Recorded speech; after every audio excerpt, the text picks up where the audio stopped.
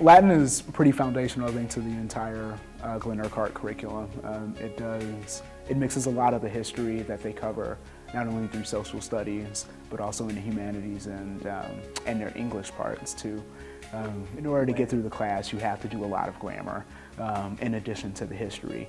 And I think the grammar part is really solidifies what they do in English in teaching what a subject is, learning how to build a sentence in English. And when they carry that over into Spanish, a lot of the things that they've learned in Latin, it just gets repeated in Spanish. They just may have a different terminology for it.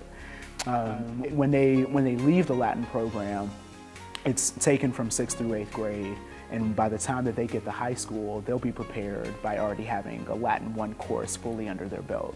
And my goal for them when they get to high school is for them to be able to use the skills that they've had in Latin, not only to increase their vocabulary when they do have further English courses in high school, but they'll also be better writers.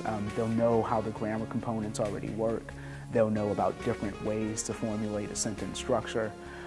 But it also helps them with a lot of the standardized testing that they're going to take.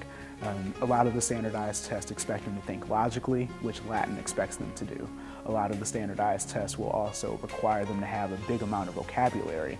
And with a Latin background, they'll be able, if they don't know what the exact definition is, they'll be able to break a word down into its basic components that are related to Latin so that they can come up with a good guess for what those definitions will be.